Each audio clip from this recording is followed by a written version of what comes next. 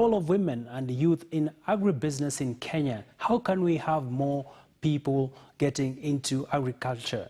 Well, just before that commercial break, I was engaging with Mr. Caleb Karuga on just how do we address this issue of land, because it seems to be coming up every time.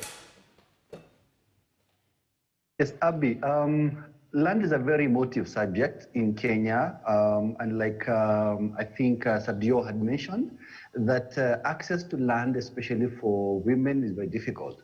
Let me give you a brief story. When I started farming, I didn't have land. To date, I don't own any piece of land in this country, but I was introduced to the concept of leasing land by none other than my aunt, Ruth Muni. She told me there's land somewhere in Kikuyu, somewhere in Kikambura, and you could pay 10,000 shillings per year, and voila. So she did not have land, but she introduced me to the concept of leasing land.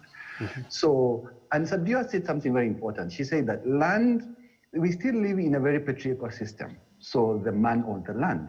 So women don't have access to the assets and control of those assets. So today, if your girlfriend or your wife says she wants to get into farming, first thing you'll ask is, so you're going to get collateral is, whose title deed are you going to take to the bank?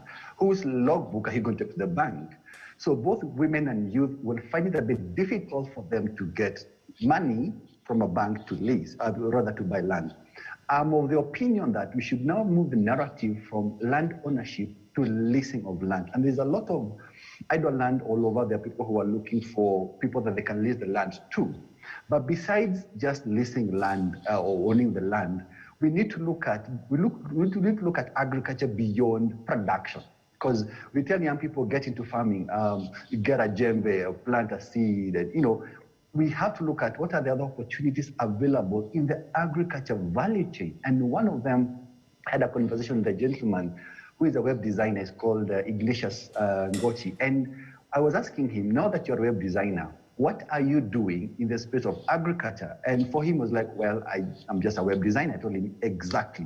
We need young people to look at how do they design websites for farmers? How do you brand farmers? There are opportunities on branding, on packaging a farmer, a young person out there in the market. So there are opportunities, that's what I believe. All right. And Caleb, I just want to take you back to your story on how you started. It's very commendable what you've done with yourself and what you've done in agribusiness. But as you leased the land, you never told us, where did you get the capital to now get into agriculture? True. The elephant in the room is obviously access to capital. And even for me, I was employed then. So luckily, I had a side hustle, and I was into the car hire business. So I sold one of the vehicles, and I told people I'm getting into farming. And they were like, are you mad? Where would you sell your car? Where would you get into farming? So for any young person there, if it has to take you to sell, I wouldn't say your smartphone because you need it at the end of the day to sell your produce, but what will it take you? What sacrifice as a young person are you willing to make? And let me say this, my dad taught me something a long time ago. If I wanted something, he would ask me, how much do you have? So today, if you walk to your parent or to your uncle, you tell them, leasing land is 10,000 shillings. I've been able to raise only 3,000 shillings. That shows effort on your part as a young person. So as opposed to sitting down and waiting for everyone to do things for you, what can you do with the little that you have? Can you cut grass? Can you wash vehicles? What are you willing to lose to get into farming if you have to lease land? And again, you do not have to own land to be a farmer. Okay. Caleb, still stay with me, because my next question is on funding. It's one thing to approach your immediate family to support your dream in agribusiness, and then it's another thing for you to actually marshal enough capital. What are some of the opportunities out there? Because we've also seen mobile app companies that are lending money to young people. And what has been your experience, and what are young people doing for those who are in agribusiness? Now, funding is a topic we can have from today till kingdom come, how young people can access financing. Besides going to the usual, borrow money from family, friends, and sometimes I say fool, because you should get someone to loan you money who doesn't understand whether you're getting into a pit. Young people can access funding in different ways. Pooling resources together. And give me a minute to emphasize this one. You have your friend who their father owns 2-3 acres, spare acres of land. You, as the other party, you are very good with social media. You are a talkative person, you can do marketing. If the two young people collaborated, you do the farming, I'll do the marketing bit of it. These are social capitals you're using. This guy has 30,000 people on Facebook, but all he's doing is just sharing memes. Now, can we leverage on this guy's social capital and this guy's farm? We come together because we are not going to get financing. Let's be honest. Banks can't. They look at us. We are very risky people. They can't bank on the young people. They can't bank on the woman. So what again do we have amongst us as the young people? And we get into financing. For me, I've been lucky to have gone through my learning curve. This is my 10th year in farming. And to date, I'm also still looking for financing. I haven't gotten there. But the young people also need to look at, can you start small and wait for it when you're gonna grow big. You're not going to become an overnight millionaire. I keep emphasizing this. Stop looking at people like us, companies out there who are doing turnovers of millions. You do you. Start your own journey. Enjoy, embrace your small beginning. It's going to grow and grow organically, pun intended. All right. Thank you so much, Caleb. We want to open up our phone lines to also just get some interactions from our viewers joining us from all over the country. Well, we have a caller on the line. If you can hear me, just introduce yourself and ask your question. Hello. Hello, welcome. Thank you for having me, Abina. Agri. My key challenge as a farmer, as a young farmer in Nakuru, I'm doing dairy farming and poultry farming. And I started this journey about 5 years ago. It's not been easy. And as Caleb has highlighted, and also Stella, the key challenge has been access to capital. And this is, as Caleb says, is a discussion for a whole day. Are there ways, are there initiatives that we can hold government responsible for to bring more people engaged into farming, and not only farming, as an agribusiness venture, such that young people can realize, returns, can get self-employed, can even fight inequalities, job, employ themselves. So how is government, has in agriculture been devolved? How can counties come in to help young people succeed in this venture? All right. Thank you for your question. I understand we have another caller on the line. All right. We'll be taking more of your questions. But Madam Stella, would you want to take on this question as we expand this conversation around funding? And very interesting question around what can county governments do to ensure that they support young people? Oh, well, yes. So I'll just build on to what Caleb has alluded to, and this is around financing and being attractive as a youth. So what we need to appreciate is that financing will not be on day one. Just like any other business, before you're financed, you really have to illustrate that you have had past experience in this venture and that you can really finance, or you can pay up a loan if you're to be given a credit facility. So how do you illustrate that you're able to repay? The first basics of a business is, are you maintaining records? So if you're in poultry, if you're in cattle farming, dairy farming, what records do you have to show for the last 5 years that this is what I have been making, and if I got a boost of a certain finance, it would take me from 1,000 chicken to 2,000. So we need to appreciate that the financial institutions will also go through an assessment, and there's some elements that you really must check off and meet. So again, I go back to youth really need to understand the context of the businesses and agriculture, again, is just not the production. There's the business element of it. They will really need to see how can you pay up the credit facility. And still with you, staying with you, Madam Stella, how many young people are actually able to maintain financial records?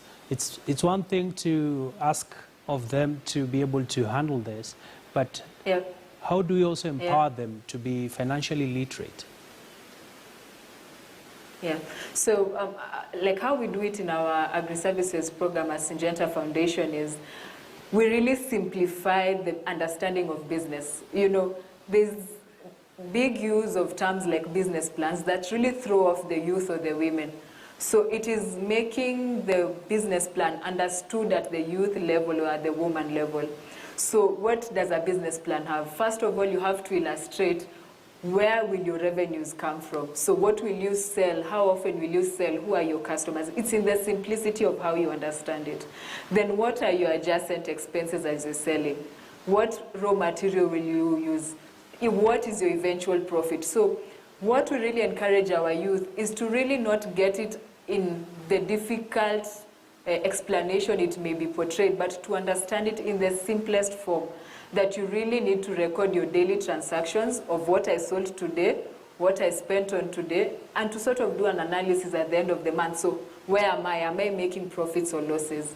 So again, I urge the youth to really not overthink about this, but to go into it with a simple mindset that it's a business that really needs me as the youth to make it grow. And I can only grow it if I put all my time and effort into it. Interesting. Thank you for that. Well, before we get to our next panelist, that is Madam Sibidio, let's quickly open the lines and hear what our valuable youth have to ask. Well, we have another call on the line. Please introduce yourself and shoot your question.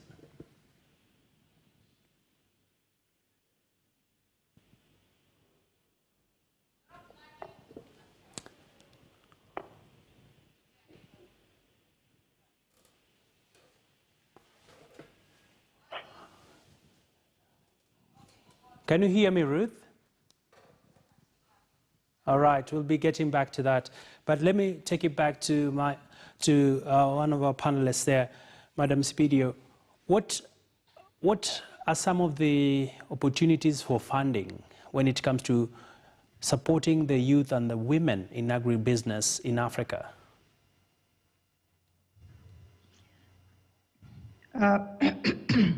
So what I have seen works well is a kind of blended financing that also accompanies the different levels of business. And I really would like to draw from the passion, of course, but also the presentation of Caleb. And I think he had a very, very good point when he said that it's always useful when you raise something and you go and ask somebody else to top it up for you.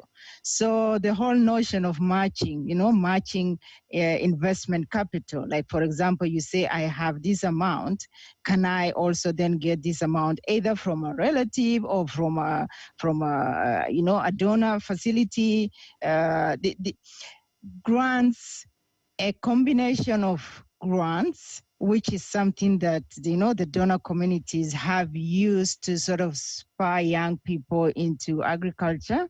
A combination of that together with financing models that work when the businesses are established. I think this is the kind of thing that works very well. And of course, again, these grants are in pockets, pockets of partners. So a number of times it's hard for young people also to trace where this support is. And you see them coming out in form of, call for grants or call for matching grants, call for innovation funds. This is just how it comes up. it comes up, it's also very small. Of course, it will reach a very small group of people.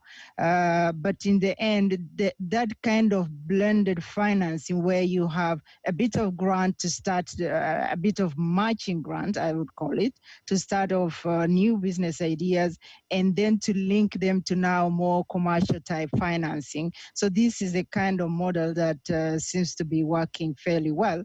But of course, the businesses have to grow alongside, these different financing streams to be able to qualify from a business, from a turnover perspective, from a managerial perspective, from the skill perspective, from product, quality perspective. There are so many things there that are needed to be in place before even the funders, the financiers can even look at youth businesses. So this is possibly what I can say at the moment. There isn't a pool of money that is sitting somewhere for young people to go and access. I know in Kenya, for example, there is this enterprise fund. I think that was being rebranded. I don't know how functional this is.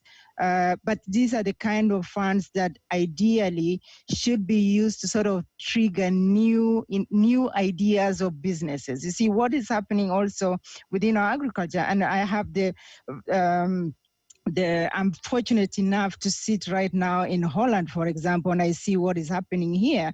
These kind of incentives need to sort of steer new business frontiers in agriculture. So our young people should not do agriculture business the way the older people did. They should look for example, to new agricultural practices that don't need, for example, so much land, but is very intensive, intensive production systems. They need to explore new frontiers of new business, new products. Our consumption space is opening, so we need to look at new products from agriculture that could be brought into this market. So these are, I think, the kind of things that we should educate our young people on, so that they can take advantage and start off maybe small. And I think Caleb is really a very good example of that. His story is very inspiring. I think more and more young people need to hear this, so that they can also see that you don't have to start so big. You start small, but then grow it. And as you grow it and you make it visible, more and more people will see it, and support will come in from different quarters. All right.